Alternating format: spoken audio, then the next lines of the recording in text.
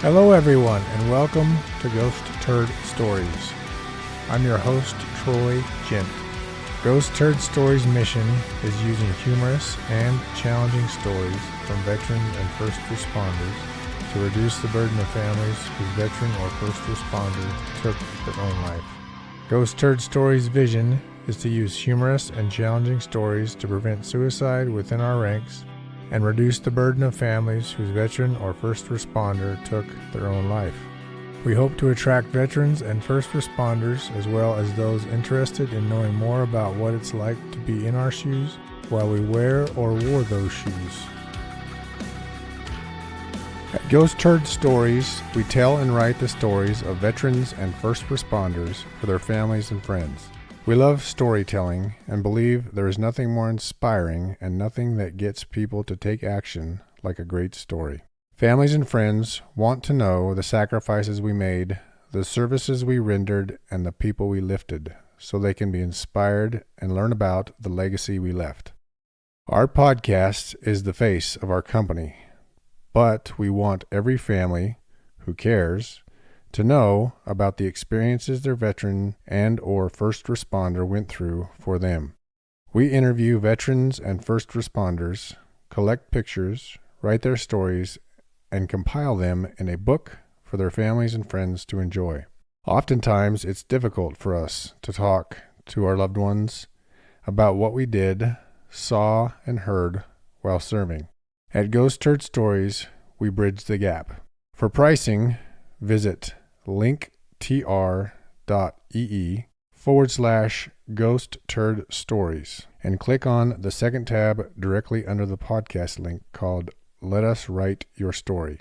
That's linktr.ee/GHOSTTURDSTORIES. Welcome everybody. My guest this week, per the introduction, is Joey Diaz. Welcome, Joey. Tell us a little bit about your introduction to the National Guard, why you joined, and where you went to basic and things. So, growing up as a kid, I'm poor, I guess. That's where I came from. Just a hard life. It wasn't that hard. I had a great life. Small town, but thinking back when I was in high school, the question was, what's next? What's your ambition? Where are you heading to? And I liked the idea of college, man, but I couldn't afford it. So naturally, I was drawn to it, not because I chose it. Honestly, it was just at the time there was a lot of other high schooler guys, bros that I've known to this day that kind of recruited me. It was one of those things where you sign someone up underneath you, they're gonna get a bonus type of thing. Okay. So that's kind of what led me. Where'd you grow up? Cedar City. Cedar City. Yeah. So you joined based off of a friend saying, "Hey, sign up so I can get a bonus." Yeah, essentially. And okay. Honestly, the interesting thing about that story is that the guy who recruited me, he didn't even end up enlisting. So yeah, I don't know that he got his bonus or whatever, but he came to me. He's like, "Hey, this is a great idea. We're really good friends. Grew up with him, 6th grade. This is now we're out of high school." He said, "I'm doing this, man. You should do this." He talked me up. He was like kind of a lot like you, just shorter though. He was a all-state wrestler. Like I don't know if he won state, but he was good. And so I really looked up to this guy. Okay. He was a stud.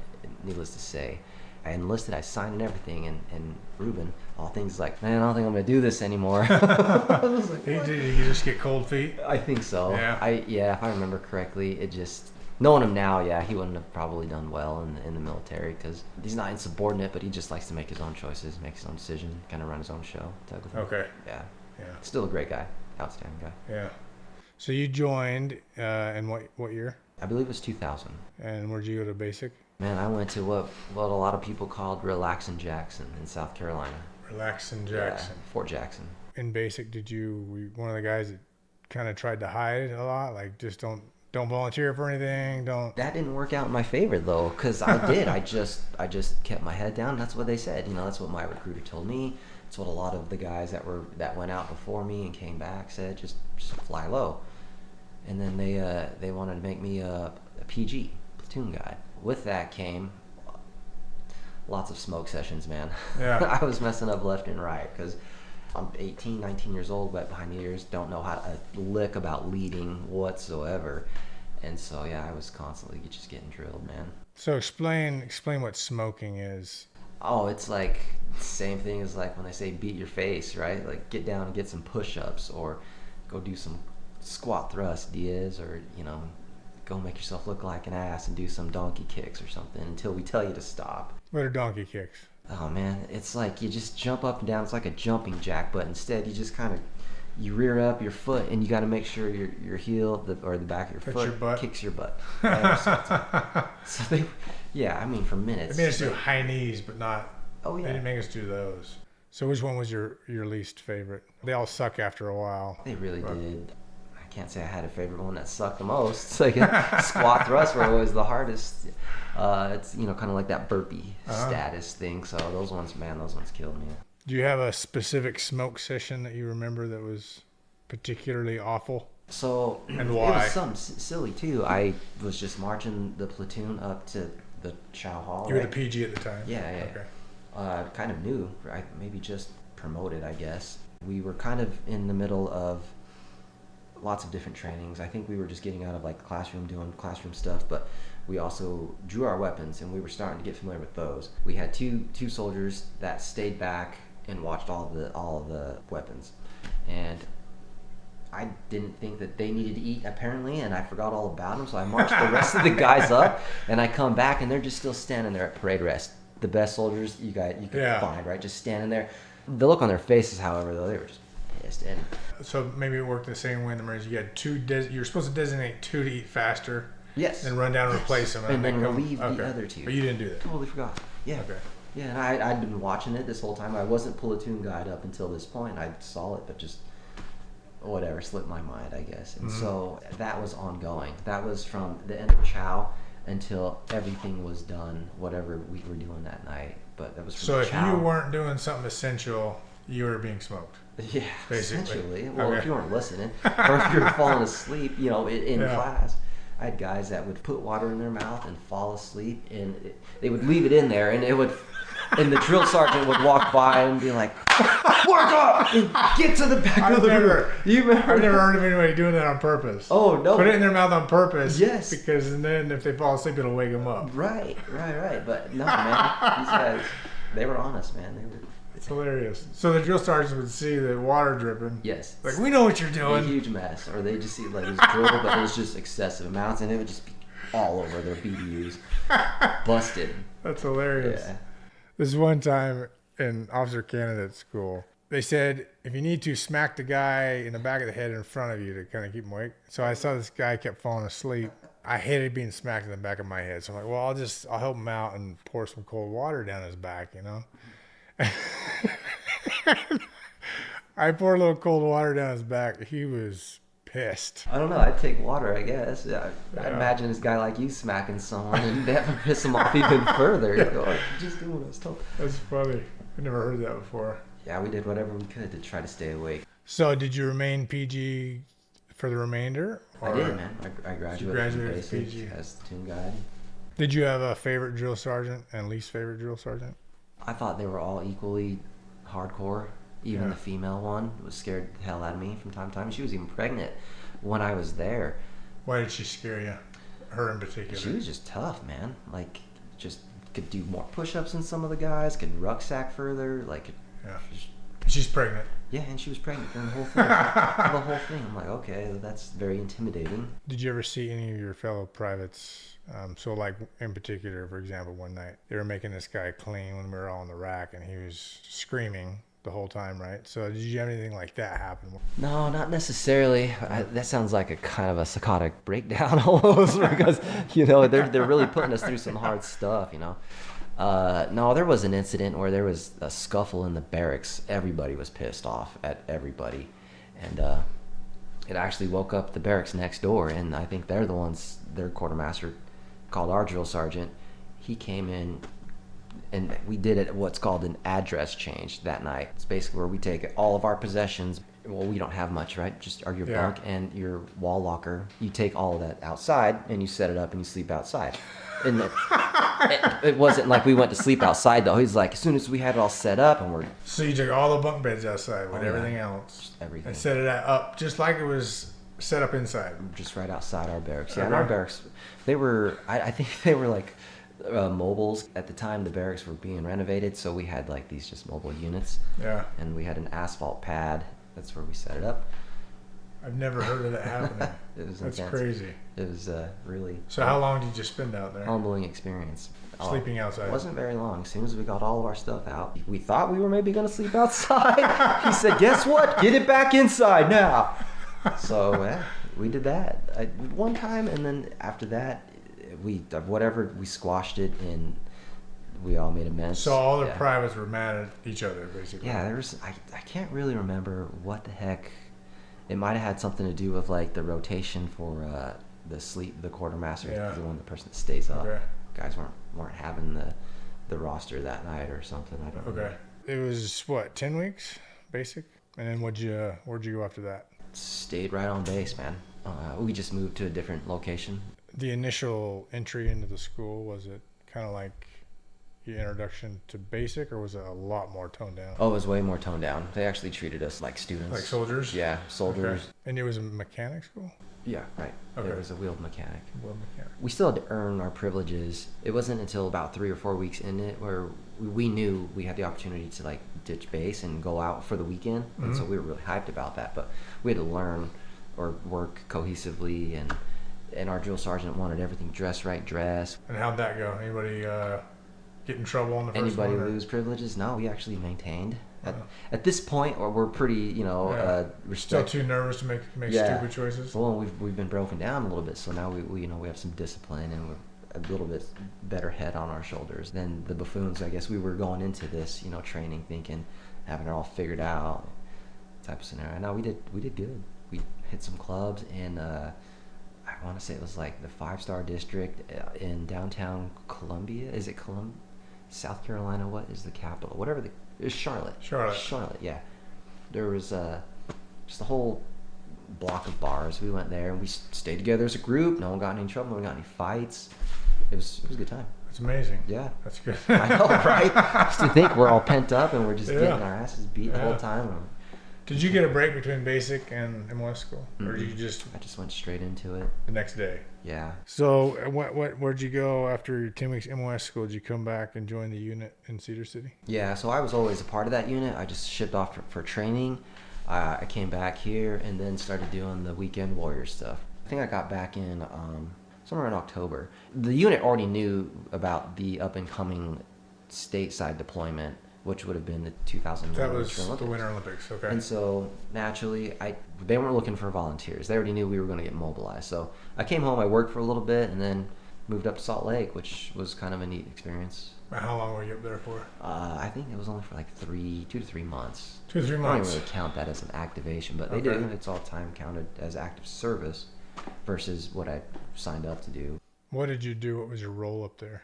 Magtometer sweeping, a lot of that stuff. And Checking then, for bombs? Yep, and then sweeping vehicles. We worked directly with the Secret Service, which was really cool. That was like really good cross training. They have a great insight. They had all the bells and whistles, all the resources, the dogs and stuff. But that was it. That was our primary gig, was just security. Yeah, we didn't have any actual fun, but it was still kind of cool to be a part of. Mm-hmm. It was cold as ice though. We did the 24 hours in Salt Lake in the wintertime, so it was like negative 3 degrees downtown sometimes. Was there someone always on shift, or was it more like a day? Oh no, it was a 24-hour ops. Yeah. Okay. Yeah, always. Would you have 12-hour shifts, or? Yeah, guys going at night and then guys going during the day. And at some point halfway, I think we switched that around. They gave us some liberty time on that too. It was hilarious. We got our time and we were so excited we forgot how to drive, man. So a buddy of mine I think he had a cousin or somebody who loaned him just a little single Toyota Tacoma with a camper shell. Actually, there might have been like a little crew cab, because I remember there being him, a driver, 2 guys in the back, and then me and Shay Cowan in the actual back, ready to hit the road and head back to Cedar just for the weekend. Yeah. And we leave our barracks, but we hit It was hilarious, man. Downtown Salt Lake, right? The roads are one way, some of them are not, and we hit the opposite traffic, and we're going head on with these cars, and he's going left, and you're going right, and we're in the back. Me and Shake Howard just because you didn't know it was a one-way or something? Yeah. Okay. And we're still really young, keep in mind. And then he takes the median, jumps the median, and then boom, hits the freeway. I'm like, oh my goodness, that's a good way to start Liberty Weekend off, I guess. Yeah. All the guys you were with were living in Cedar? Yeah. So essentially, man, everybody that I kind of grew up with, not everybody, but a lot of guys that are close to me now joined the military, and we're still close to this day. So a lot of the guys that are in these stories are people that I still talk to. That's awesome. So you came back 2002 after the Winter Olympics deployment, and then just back to more of the same until you deployed to Iraq? Yeah, so at this point, I was working, doing the daily grind, weekend stuff, and then there was Operation Upward Movement, right? This was around 2003, where we got activated, but they started moving into Iraq. And that's when I feel like everybody was just on high alert. Well, we got mobilized, and we went and shipped out to Fort Carson. Essentially, we just accelerated into the summer camp. I think we were there for maybe 2 months, and then all of a sudden, no, we're not shipping you guys out anymore. We actually took off to Fort Tacoma after this, Fort Lewis Tacoma, and that was probably by far the coolest activation I'd ever been on. Our directive changed from warfare to training ROTC college cadets. Oh. We didn't even do the teaching. We just did a lot of the demonstrating. We set up the land nav. I was actually in charge with some other guys in charge of the automatic weapons range. We had like Lance Corporal Sergeant and OCS that were just doing basically demonstrations and the training like that, and they loved it. Yeah.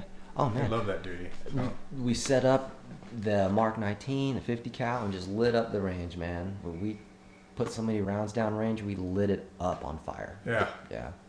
That's cool. And they just let it burn. You think it's Fort Lewis Tacoma, it's going to be raining. No, we got there right at the end of the wet season, and it just all dried up. And then here we are with our tracer rounds. Yep, it's burning. Just watch it burn. So explain what happened after that. You went to Ramadi, right? Yeah, this was in 03. I come back home, get back into the daily grind, and then about a year and a half, maybe 2 years later, now they're established in Iraq, and now they're rotating them out. So naturally, we got on that rotation, and it was around 04. We shipped out to Camp Shelby in Mississippi and did more urbanized training, got fresh with our weapons qual, and yeah, it was kind of the same thing. Camp Shelby was great training, but there were even better party times, I guess, for us and the guys. I got to meet some really cool guys, and they had a NCO club right on base, and so they could always tell when we've indulged ourselves or had a great great time. And I'm like, how could you tell, Olsen? One of the guys was like, you know how I could tell? Because you're walking down the street, flapping your arms, Diaz, going, Blue Falcon, Blue Falcon, and Clifton is being held up by two other guys because he's got blood coming down his knees. You can usually tell when someone's been drinking. Yeah, I mean, the whole squad looks like crap when we're coming back to the barracks. Yeah. What was the Blue Falcon thing? No, so it's short for like buddy, like you're a buddy fucker, right? Oh, that's you know what right. I mean? So that's right. I forgot what that meant. I know what it means. I know, me too. I had to refreshing it up, man. It's been a while. And so who are you calling a Blue Falcon? Oh man, I don't know. Somebody who left. Because we're walking back from the NCO club. I know we didn't walk there to begin with. Oh, so I was someone probably like just left pissed. you there. Yeah, like Okay. our ride just left us. Luckily, it's a really small base, but still, I think what happened, Clifton fell in a ditch, and that's why he's being burnt his ass. And he was like one of the bigger guys, you know. Yeah. It's like, just leave him in the ditch. We'll come and get him tomorrow. I've been using Isagenix since 2017. These products have made a world of difference in my quality of life, health, energy, muscle definition, strength, and endurance. My bread and butter products have been the Daily Essentials multivitamins with Isagenesis, which is a telomere support supplement, the Isoline meal replacement shake, the Tri-Release protein shake, the collagen, the green drink, and the Cleanse for Life support system. However, Isagenix has many products and can cater to your unique lifestyle and goals. Click the link in the show notes or visit nmp.isagenix.com. gmail.com. Besides just using the products, there is an option to partner with me and the company to build your own business with no capital up front. You can do as little as pay for your products and as much as making a full-time income. I love these products and will use them the rest of my life. For more information, you can email me at ghostturdstories@gmail.com. I think we flew into Qatar, in Kuwait, and then we took some Chinooks into like just really South Iraq, which was a base called Navstar. But from there was just like a group, a detail that took all of our equipment, convoyed it up to Ramadi, the Anbar province or whatever. So that was the very beginning, but at the end of like the whole deployment, looking back at that experience, we're so blessed that nothing went off because we had sandbags and steel plates all around us. We had nothing on top. And when we were there, we had the M11 14s starting to move out, which were just completely armored Humvees. Yeah. All the way up to the turret. You know, it had like the shield, the bulletproof vest. That was a shitty drive, needless to say. It was it was long. Oh man. We stopped. I remember there was obviously a security team, right, from our battalion, and I remember them stopping the whole convoy because they're like, oh dude, there's IED on the side of the road, we gotta check this out. So they're out there driving around and what felt like hours, and they found the ID, which was awesome, but it didn't detonate.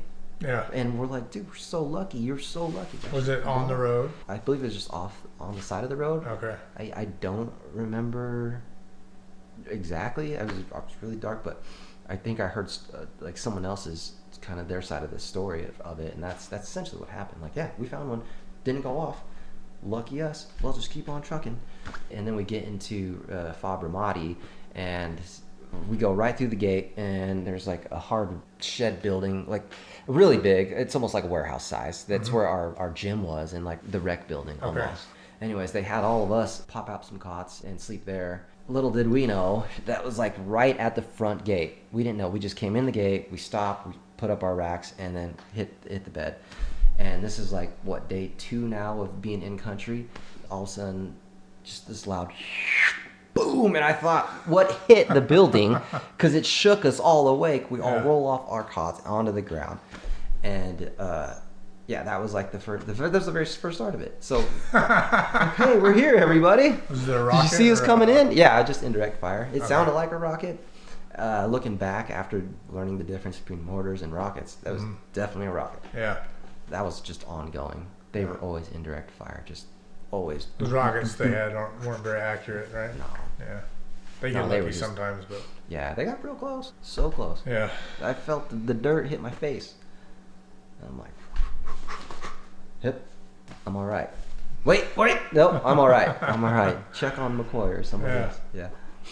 So you were in Iraq for a year? So yeah, that went down for a whole year. So it was like, I swear it was like half of 04 and then all the way to 06 or the end of 05. That's pretty standard stuff. You go out there, convoy security, OP, lots of OP, and then wrecker missions. We weren't really doing the door-to-door stuff.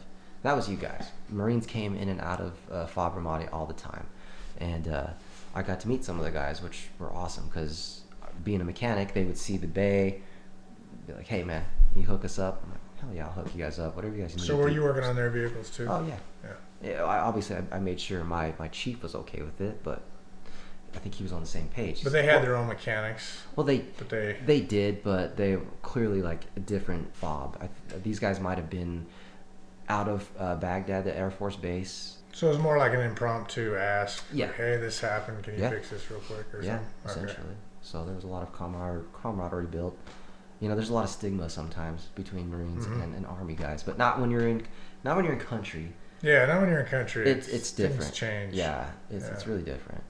I had 2 intelligence guys with me from the Army, and ordnance disposal team was Air Force. But we never had any problems. There was really no jokes going on or nothing in country. So it wasn't your battalion commander, but a lieutenant colonel he was killed in that suicide bombing, right? Yeah, that's correct. He was attached to us. He was attached. So we did technically lose a man. Well, we were in country, but I believe he was the only man. Yeah. You know, your whole battalion came back. I think. Right. I think the whole battalion. One of your guys lost his arm, right? I don't know. I think he went to check on an IED on the road, and it went off, and it took his arm. Oh, I think you're right. I think he was I remember the only that. major casualty. Right. But he survived. Well, we had another one too, Braxton McCoy. I don't know if you heard about him, but he was also out there with that suicide bomber. Okay. I happened to be on that detail as well, and he got blasted. He didn't lose any extremities, but He got some shrapnel. Oh yeah. Pretty nasty. Oh yeah. Yeah. They carried him out, and then he left the country. And I think I've talked to him once, since maybe twice. He's come around. When I was living in Cedar still, he would come down there. Obviously, that's the hub. It's headquarters battery, so he would go down there and say hi from time to time. Yeah.